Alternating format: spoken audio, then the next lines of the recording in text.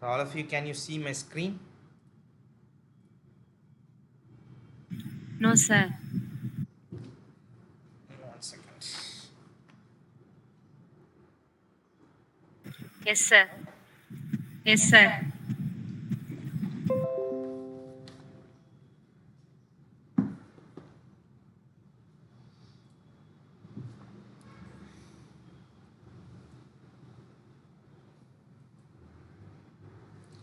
Is this black background visible, or do you want it in normal mode? Which is much visible, this one or this one? So both are visible. Okay, then fine. If I put it, Normal. yeah, if I Normal. put it as black, then it will save you some battery juice. But if I put this, it will take your battery off. So if it's not clear, I'll switch it here. Otherwise, we'll proceed as black background, so that it won't be taxing on your battery. So that's why I put it like this. Okay, anyway, the first unit we are just seeing the different terminologies. The next one being protocol. So register number 27. Who is 27? Kinson. Yes, sir. Yeah. Just this. Yes, sir. Yes, sir. Yeah. Read the one that I have highlighted. Protocol. A protocol is rules and standards basically define a language that device can use to communicate. There are protocols in use extensively in networking, and they are often implemented in different layers. Okay. So a protocol is nothing but what? It's a set of different rules. Okay. Rules and standards that are basically define a language. So can anyone tell me the difference between rule and standard? Anyone? What is the difference between rule and standard? Anybody? No one knows. Anybody? What, you don't know the difference between rule and standard? No one knows the difference between rule and standard. Javio? Yes, Mr. Javio. Yes, sir. Yeah. Don't know the difference between the two? Do you know or don't know?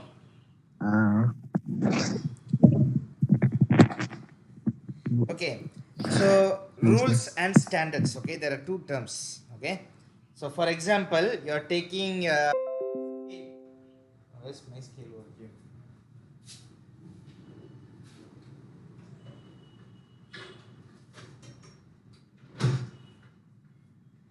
So if you can see this one, so all of you have seen a scale in your life, right? Okay. So if in a scale, if you see that, there will be what to say. I'll just show.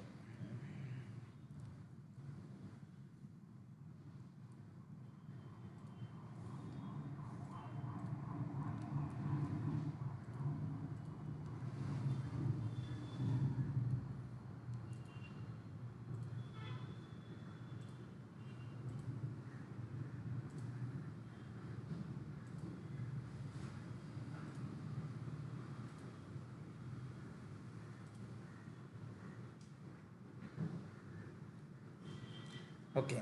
So if you can see here, this is a scale, right? I hope all of you have seen. Okay. So wherever you go in this planet, okay, and if you take, for example, this line over here. So if you take this one, so this one has 1 centimeter. If you take it, wherever you go in this planet, this will be 1 centimeter only, right? So this is what is called as a standard. Okay, no matter where you go, you will be following this one. This is called standard. Rules, on the other hand, are basic ethics. Okay, so there is a way how you have to talk with me as opposed to talking with your friend. Okay, Although no one is going to tell you anything or do anything, but you know that there's a difference in that, right? You speak in a different way with your parents, you speak differently to your teachers, to a HOD even differently you'll be speaking, right? So each place you follow certain rules.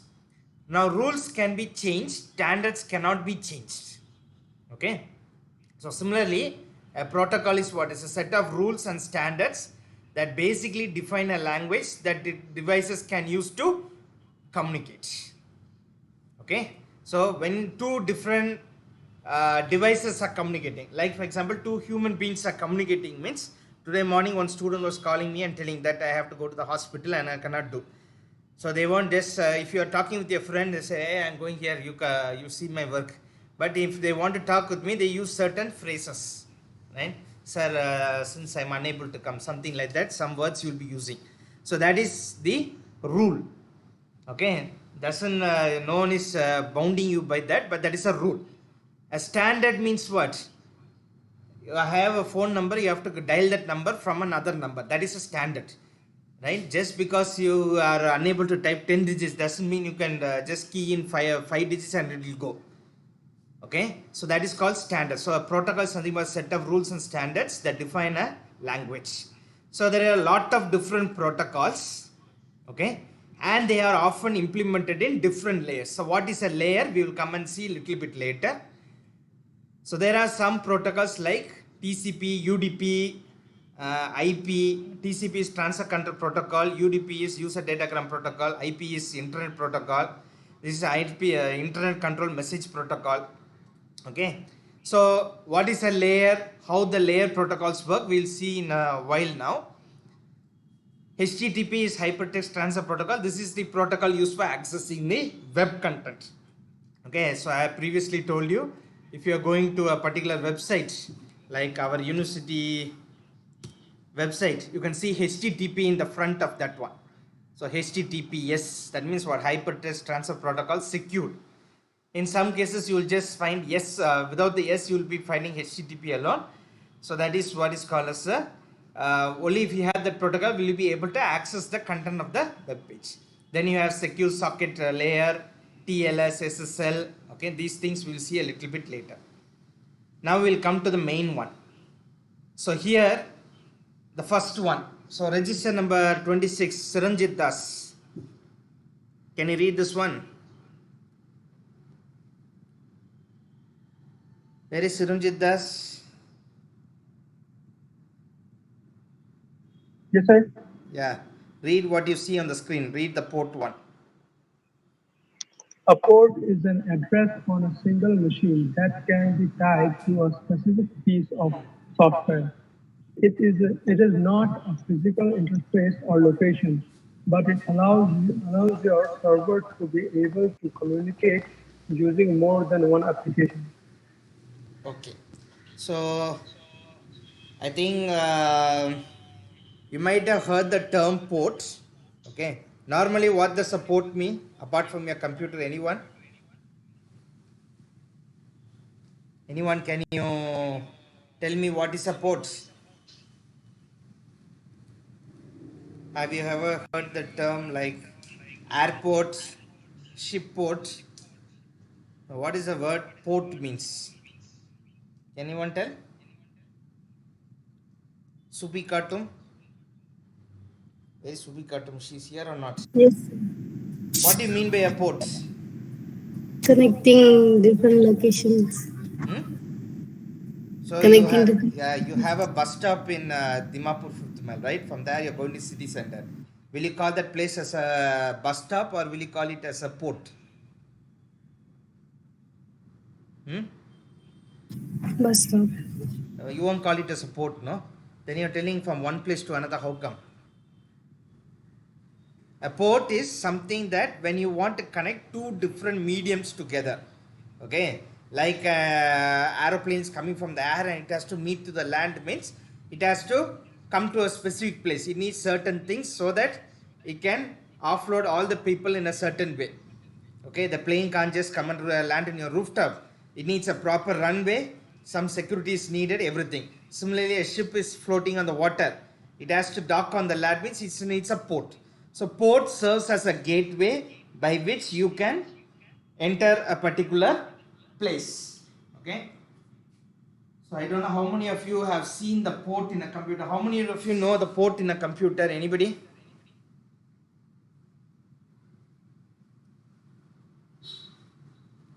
Anybody knows where your computer ports? Anybody? Have you seen computer ports? So if you take, for example, this is your computer monitor. USB port, Okay. display So port, on the audio box, port. that side you can see here, all these are the different ports over here. Okay. So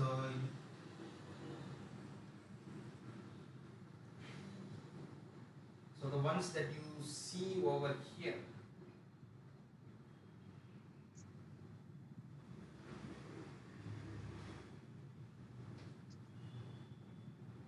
So all these that you see here is actually the port that you see over the back. So we have COM ports, you have other ports over in the back.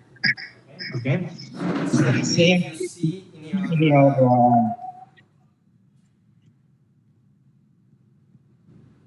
So the same way if you see in your laptop, you can see here there are different. So this is a charging cable. You have a HDMI port over here. This is the USB 3G 3 ports. This is HDMI port. This is a USB 3.0 port. This is an audio jack port.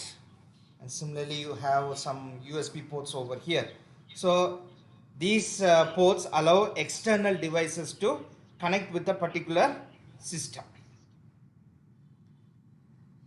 Understand?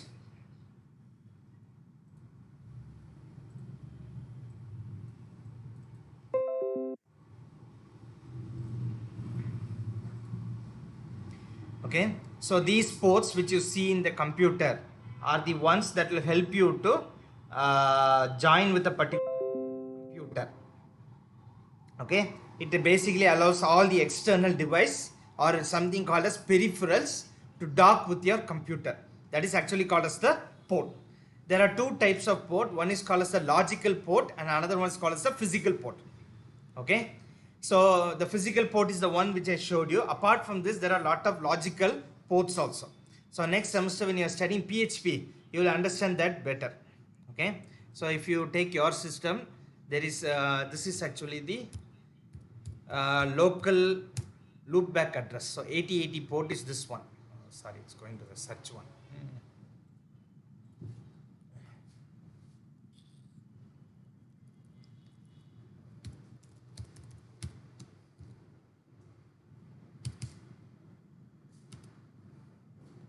So actually it's not installed here, but if PHP is installed, it will take you directly there.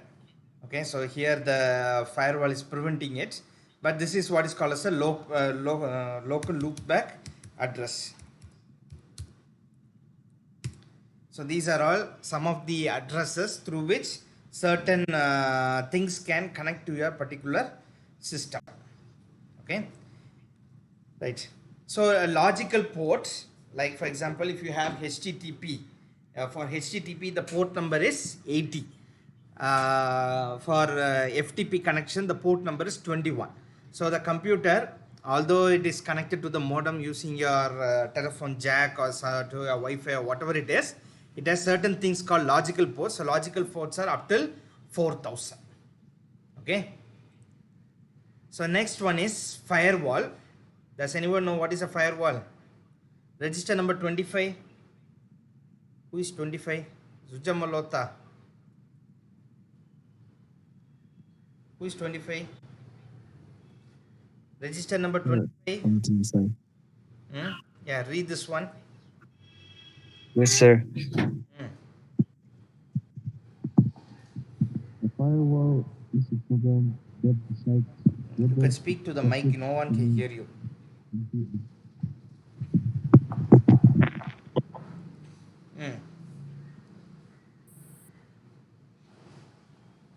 Are you talking or not?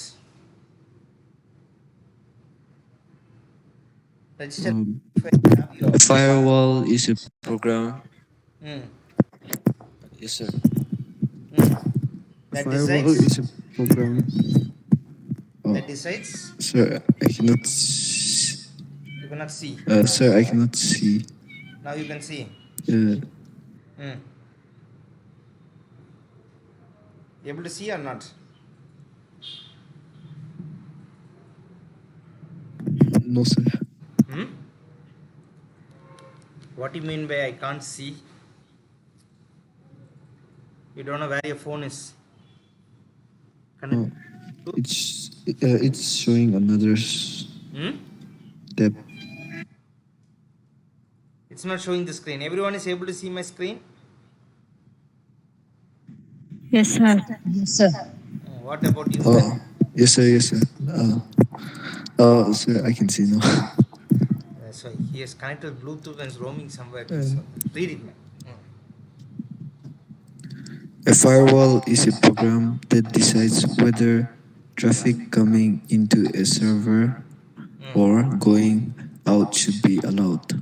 A firewall usually works by creating rules for which type of traffic is accepted on which ports. Generally, firewall blocks ports that are not used by a specific application on a server. So if you look down here, where the hell it went?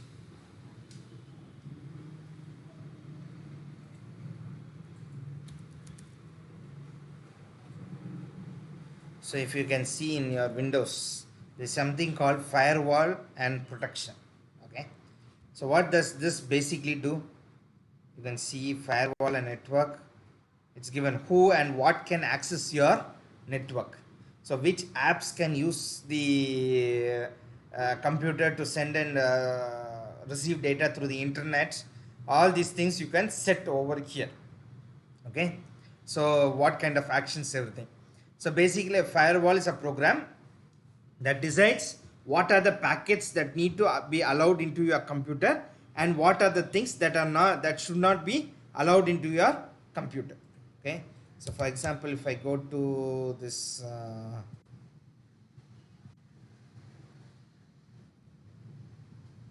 and when I try to click this one, it will take me somewhere.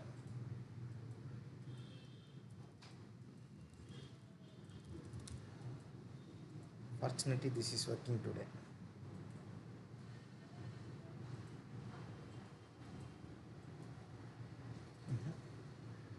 So if I, for example, it's not taking me today, but yesterday it was.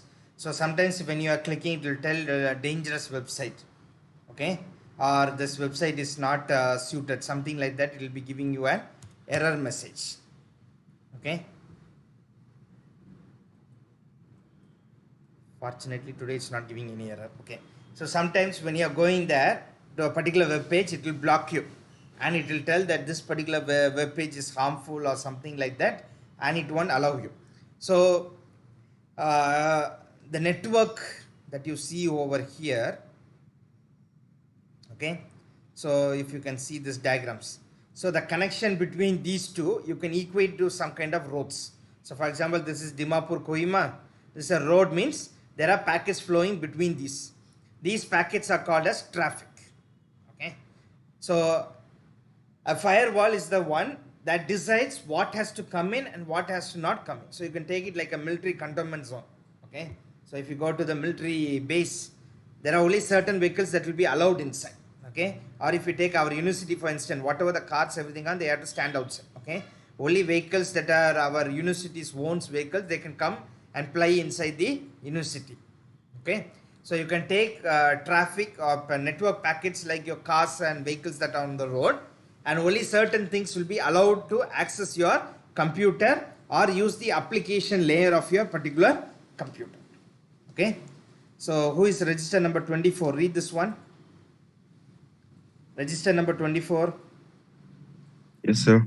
Yeah. Read this one. NAT stands for Network Address Translation. It is a way to translate requests that are incoming into a routing server to the relevant devices or servers that it knows about in the LAN. This usually implemented in physical LANs as a way to route requests through one IP address to the necessary backend servers. Okay. So NAT stands for what? Network Address Translation. Okay. So it's a way that you translate different requests that are incoming to a server and going on. So for example, if you take the Facebook server, okay, millions of people will be requesting some information from the server. Okay, so it has to know from where, from which address the request has come, and it has to send it back the same way. Okay, so this is what is called as NAT, Network Address Translation. It is different from your DNS. Okay, so for example, if you take the internet, okay, so if you look at this internet diagram on the top, between two internets you'll be having something called as a router. There are bridges, there are various network devices. Okay, so from this network, for example, this is Facebook, it will be receiving a request from hundreds of networks. Okay, each one will be a different computer. Now the system or the router which is getting the request on behalf of the server should be able to translate it correctly, and then it has to reroute. So that's what is given here. NAT stands for Network Address Translation. It's a way to translate requests that are incoming to the router to the relevant devices or servers that it knows about in the LAN.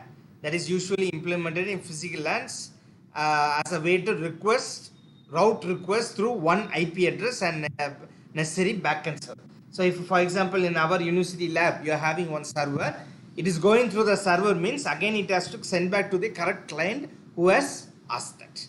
Okay, so next one, register number 24. Who is 24? Yes, sir. Yeah, read this one. VPN stands for Virtual Private Network. It is a means of connecting separate LANs through the internet while maintaining privacy. This is used as a means of connecting remote systems as if they were on a local network, often for security reasons. Okay, so VPN stands for private network. So until now you have seen that internet is nothing but the public network. Okay, so anybody can come in and access it. It's like an open house. Now there is something called private network also. Okay, so internet is on one hand is called as the public network, but you can have something called as a private network. Okay, so the private network is not actually private. Okay, so hence you have heard the word virtual in front. So virtual, thus can anyone tell me the meaning of virtual? Anybody? What is the meaning of virtual? You have heard virtual reality, lot of places you have heard, right? What is virtual? Can anyone tell? Register number 20. 20 Mona Chinnamala. No one can hear me. Where is register number 20? Sir, Yeah. virtual means it's created by a computer, like videos, game. That is, I am asking only the meaning of the word virtual.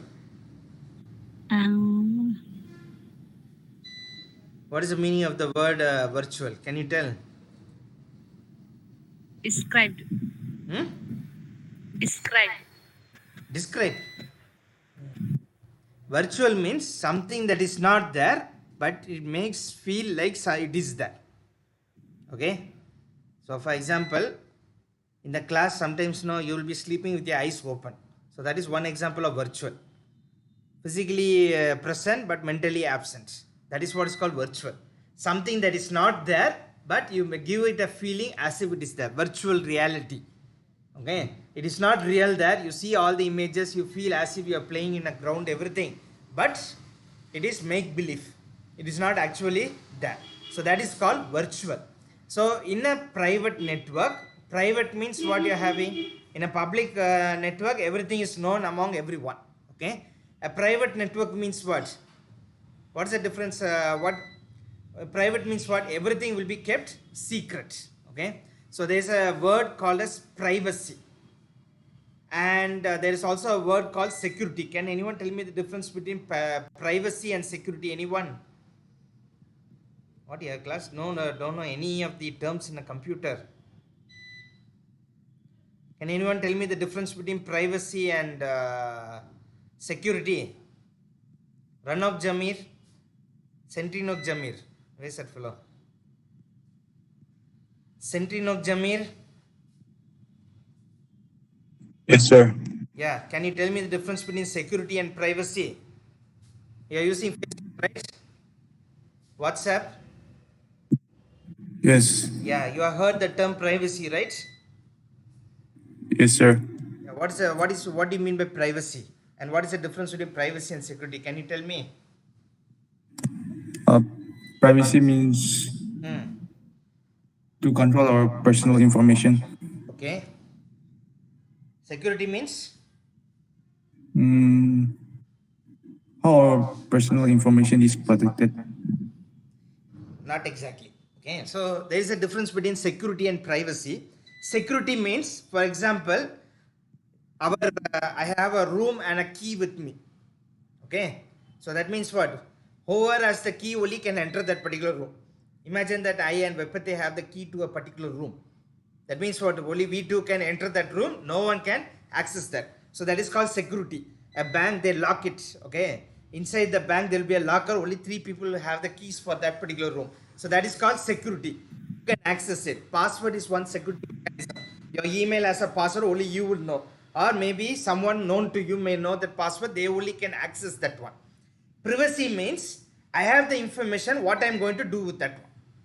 Okay, so WhatsApp updated its policy back in May and everyone was uproaring because they have your data and they are telling I will decide what to do with your data. That is called privacy. I have some secrets about you, right? What I do with that information, right? Whether I can keep it or I can make it public or I can sell it to the third party, fourth party, or whatever one I can do. You can't do anything with that. That is called privacy. Security means who can access. Privacy means what I do with the data, that you can't control that. Okay, so WhatsApp knows all your conversation that you're doing with your friend or anyone. You can't prevent WhatsApp from misusing that data. That is called privacy. Security means what? Only you and another person can access a particular resource. That's fine. But if you go to the cloud and you're serving outside, saving in a cloud server, no one knows who will access that particular data. That is what is called privacy. So a virtual private network, as the name suggests, so everybody can access. If anyone takes the data, they can do anything with that one. So what you do is, on the top of the public network, you create a virtual private network. So it's already public. You implement certain protocols so that it looks as if it is private, but it's not a private network. Okay, it is being formed on top of the public network. So one good example is, if you take a very big firm, like for example Tata Steel, they have 2 branches. One is in Kashmir and another one is in Andhra Pradesh or Kerala. So they want to link these 2 offices and they don't want to use the internet. Then what they can do is they can use the existing network infrastructure, create a VPN on top of that, so that all your identity, everything will be masked, and then you can transfer data and no one will know about it. So VPN is a method I think most of you might have known. You might have been using to download games that are prevented in India, right? Some YouTube videos are not running in India, you use a VPN. How many of you are doing that in this class? Anybody? There are a lot of very vibrant gamers, I know that. How many of you are using VPN to download games that are blocked in India? Anybody here? Anyone? Runsio? Runsio, don't play games. Yes, fellow Runsio.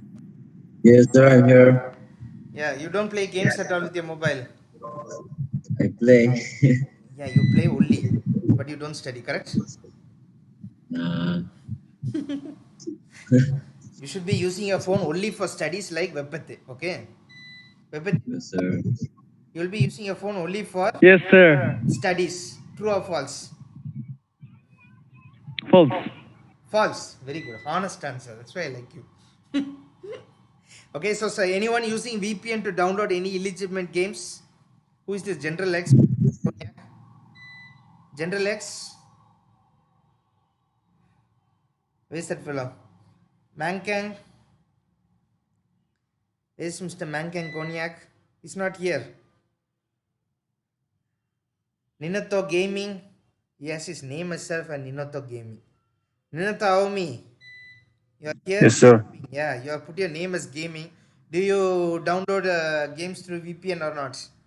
No, sir. You play only legitimate games. Very good. So anyway, VPN is one method by which you can do these kind of unwanted.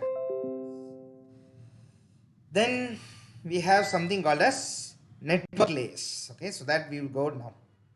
So these are some of the terms that you have to understand. So here we saw that protocol are implemented through different layers. Okay, so basically if you take our university as a student, can you directly go to the VC's office? Tell me yes or no, man. No, sir. No. You can't go, correct? As a student, you won't be able to go directly to the VC's office or registrar's office, right? So in order to go there, what you have to do?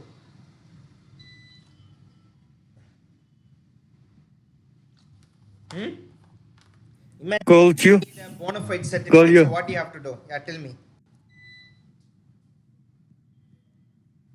Imagine that you need a bona fide certificate, okay? So what do? You directly go to the register and ask, or how do you proceed with that? First, we'll ask our class in church, and then to our HOD, and then HOD will take it, and then Yes, Dean of Students, exactly. and Dean of Students to To the register, right? Exactly. So if you want a bona fide certificate, what do you write? You write a letter and you give it. You request the class in charge, who in turn will forward it to me, the HOD, who in turn will forward it to the Dean of Student Affairs, who in turn will forward it to the register, and then you have to go and collect it. Okay. So this is what is called as a layered approach. So why do we have a different set of layers? Can anyone tell me? Why can't you go directly to the registrar's office?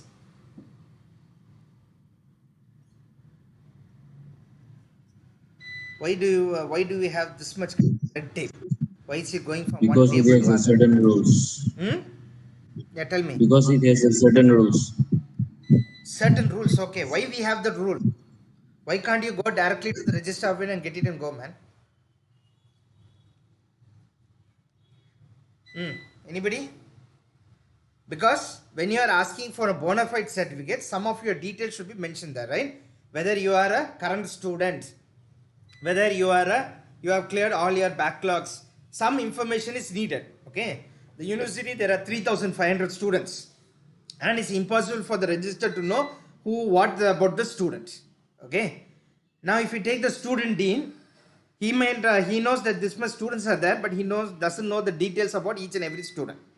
Okay, you come back to down the layer to me. I know all my students in this department, but some of the information I might not know.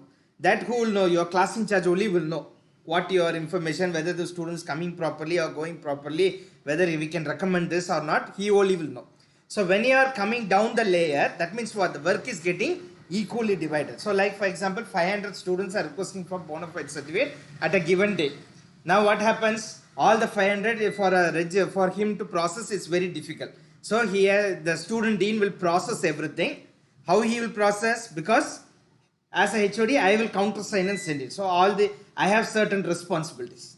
And if you take, for example, Deepak sir, your classmate, he has certain responsibilities. So he will check something and send it to me. I will then counter verify and then I will forward him. He will again counter verify. So each person, if there is a mistake somewhere happens, then we can easily trace out who has done this particular mistake. Okay, so that is the benefit of having a layered approach. Okay, so networking layers is also the same. Okay? So it can be discussed in terms of topology in a horizontal way, or it can be done in a vertical fashion. So without looking at that one, I'll directly come here, then we'll discuss what is given in there. So there are some models that are available in order to implement this layered technology. One famous one is called as the OSI model, which has 7 different layers. Now, what are the layers? Yeah. So these are the 7 different layers that are available in a OSI model. It's called Open System Interconnect. Okay, so this is the model or a layered model that has been designed for transferring packets from one system to another. So according to the layer, what are they? So first one layer is called as the physical layer or the bottommost layer. So you're switching on your Wi-Fi. Okay, so that Wi-Fi, whatever you are connecting, is actually the Wi-Fi that you are connecting.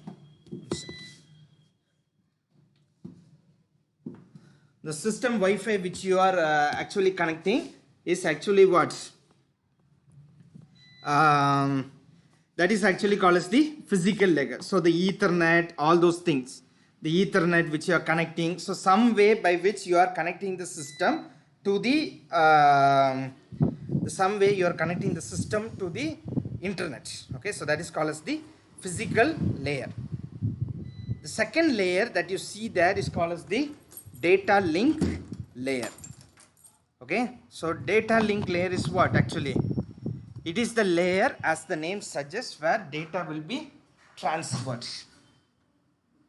Okay, so data will be transferred using the data link layer. Okay, so data link layer is primarily used for what? It is used for transferring the data between. So in the computer, you might have seen two things. One is called as the Wi-Fi. Okay, so if you, for example, you go to the command prompts. Okay, and if you, for example, type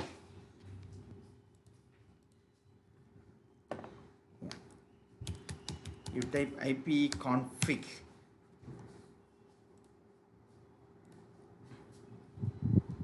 What the hell happened?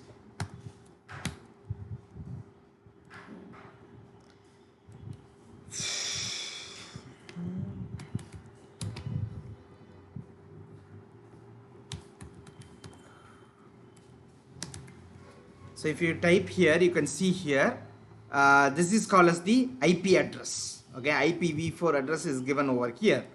And then you have something called as the MAC address. But since I'm not connected in that one, it's not showing. Otherwise, you will have here media address, that is called as the MAC address. Okay, so the MAC is not displaying here because I don't know why. Okay, anyway. So the MAC address is actually called as the data link layer, the one that allows your data to enter. That is one. Second thing, the data link layer is the one that will check whatever data that is coming, whether it is correct or not. So I already told you data is transferred via packets. Okay, so packet will be coming through the physical layer, that is using a Wi-Fi or something. So each packet, if for example that's 8-bit packet, means the last bit will be called as checksum. So using some formula, you will check whether the data that is come is corrupted or not corrupted. Then you have something called as a network layer. So as I told you here, yeah. So a computer is, you can see it's a connection of different network. So suppose if I want to go from here to here, I choose a particular path. Okay. So in between the path, there will be a lot of routers, everything will be there. So that is what is called as the network layer. So network layer is the one that will decide which route you will take. The transport layer is the heart of the OSI layer. So it will take all the data from the top 3 layers and convert it to the bottommost layer. Okay. So here you have all these 3 are hardware layers. Okay. So in between in the network, as I showed in the diagram, you can have a full-fledged computer or you can have a device called as the router. So the router will have only up till the network layer. It won't have all these 4 layers. Only if a computer or system has only these 3 layers, it's called as a router, used only for routing the packets that is coming in and sending out. It won't display or it won't do anything. So hence you don't have these 4 layers. Okay. So on top of this, you have the session layer, presentation and up. So session layer means what? For example, if you take a session layer, like for example, you log in into your Gmail account. After some time, it will log you out. Correct? Suppose you log in into a particular account. After a few minutes or few seconds or few time, it will just throw you out. So that is called as the session layer. Presentation layer is, for example, if I want to present you this particular document or only this image, so I use a format like JPEG, or I use a format like video, audio. So how do you present this particular information to the onlooker?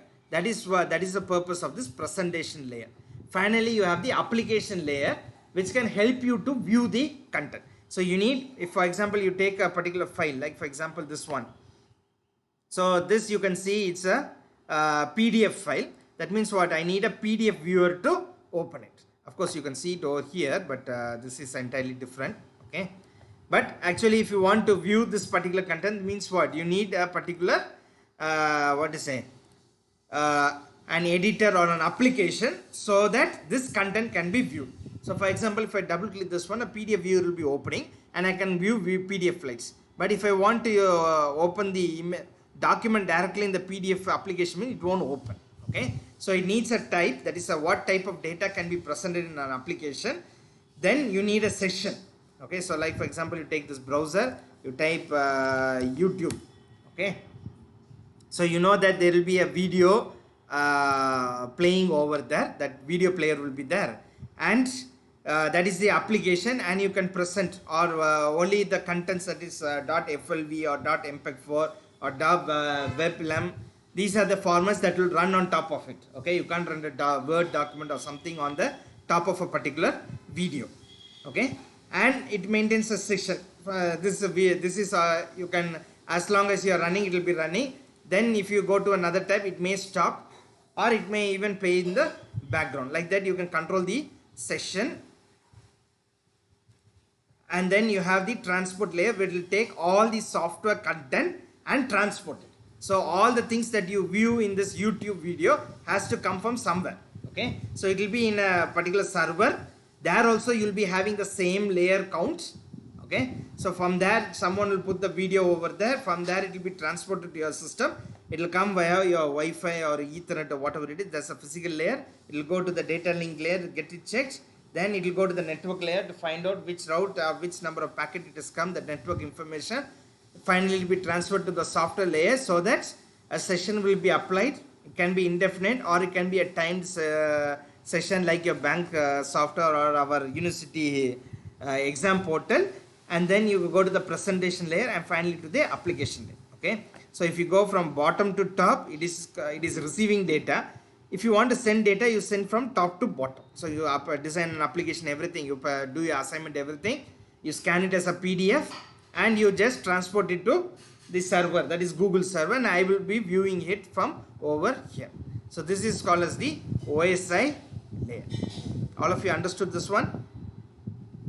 Everyone is here first of all.